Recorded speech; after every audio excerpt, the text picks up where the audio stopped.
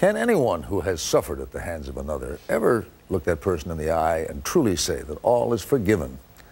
On this day, it is a question worth pondering. Our Sunday morning cover story is reported now by Martha Teichner. Forgive his executioners. That's what Jesus asked of God as he was dying on the cross. Father, forgive them, for they know not what they do, he said. With Christ's death and the celebration of his resurrection today on Easter, the world's 2 billion-plus Christians are reminded of a teaching central to their faith, that if God can forgive the worst of sins, so can they. The central redemption story, the Easter story in our tradition of Christ's movement from victim to victor, is a model of how we can respond to tragedy in our own lives. We have to stand fine in theory, as described by the Reverend Chloe Breyer, an Episcopal priest in New York City, but hard in practice. Ask the victims of Bernie Madoff's multi-billion-dollar Ponzi scheme. I want his family to feel the pain that they've inflicted on our family. Are there wrongs that are unforgivable? The Nazi death camps during the Holocaust. Are the families who lost loved ones on 9/11 ready to forgive the hijackers? Caught up in their anguish, most Americans never even heard about this horrific car accident a few days after the Twin Towers tragedy, about the drunk driver who killed 8 members of the University of Wyoming cross-country team. It was such a severe crash that the bodies of the boys were strung out through that borrow ditch for 100 yards. He had actually carried some of them on his bumper. Carrie Shatto's son Shane was one of the dead runners. I was really proud about his uniform. To have your son on a university team is it's a big deal. It's a big deal.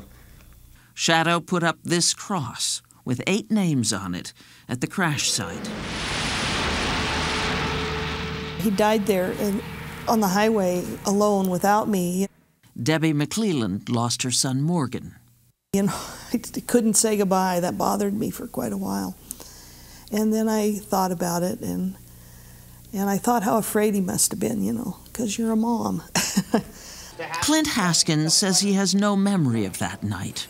A 21-year-old senior at the University of Wyoming, on the rodeo team, he'd been drinking for hours, at a party, then a bar.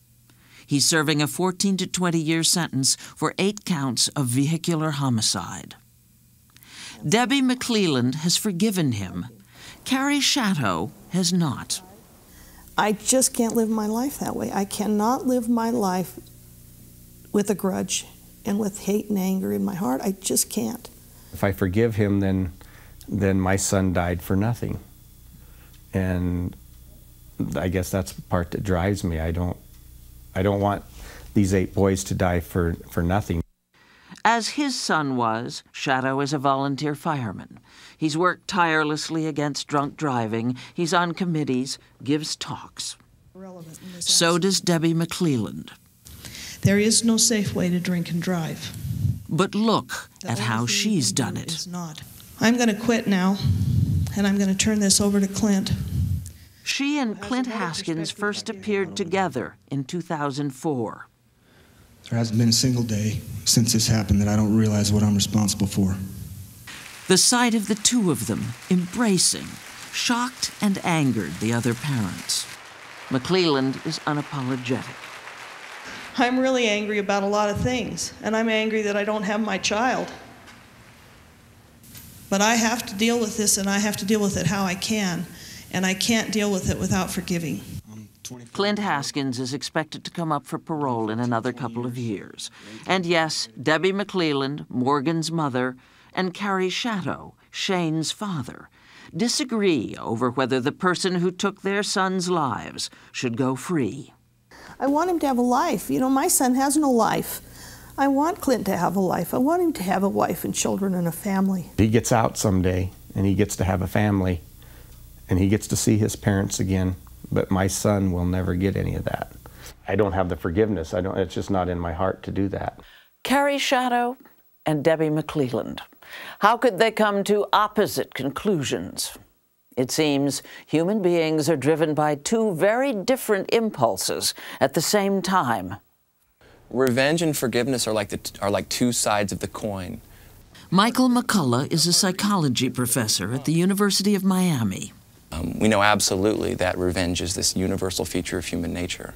But we also now know that there is a natural, evolved capacity to forgive that also exists in every human mind on the planet. We're taught that revenge is like a disease, but in his recent book, McCullough argues otherwise. This is one of the real surprises from neuroscience over the last decade.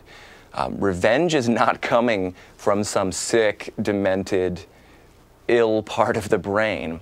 The brain system that produces revenge is the same system we use when we're looking for something to eat when we're hungry. Desire. Desire. It's the desire to satisfy a craving.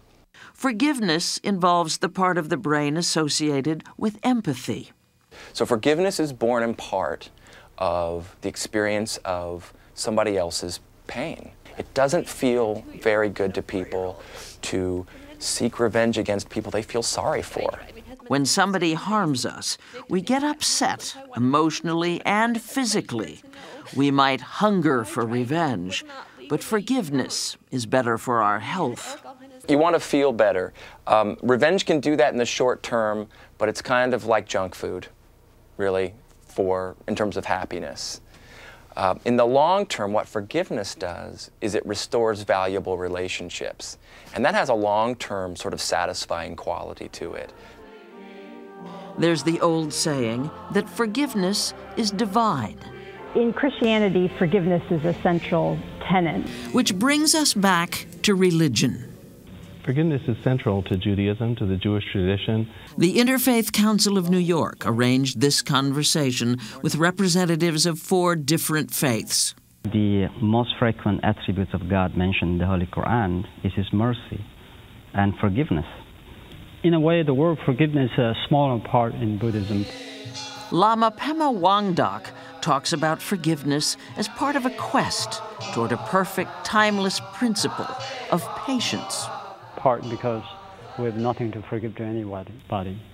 Part because we don't see the enemy outside. We see enemy inside of us. There have been holy wars in the name of religious faith for centuries.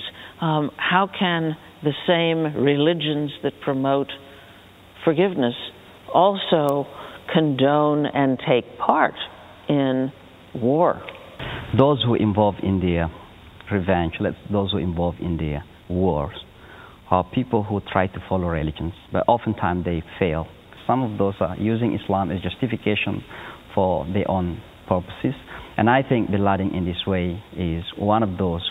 But for Imam Shamsi Ali, being forgiving doesn't mean being a doormat. Forgiveness doesn't mean for us to be oppressed, because we are human beings and we are realistic that we have that right to defend. We do not have religiously sanctioned wars. But in Tibet last year, Buddhist monks rioted during protests against China, demonstrating a classic dilemma. If you're peaceful and kind to the person who is not kind and always harmful to you, are you encouraging him or her? So the risk is always there, whether you do it in a peaceful way or the harmful way. Again, we go back to the principle. We just do the right thing. I want to mention one quick example from Passover. Rabbi Simcha Weintraub. There's a point in the traditional Seder when we turn to God and we say, pour out your wrath against those nations that have come after us. It hands it over to God. Vengeance left to God means forgiveness is our responsibility. The Reverend Chloe Breyer. Don't come asking God for forgiveness. Don't expect to be reconciled unless you have been reconciled between the brother or the sister that you have offended. Jesus Christ is risen today. Hallelujah. In in the Lord's Prayer we say, forgive us our trespasses in the old translation, as we forgive those who trespass against us. But as Debbie McClelland and Carrie Shadow know only too well, yes, that's fine in theory, but hard in practice. Easter is all about giving us hope and the will to keep trying.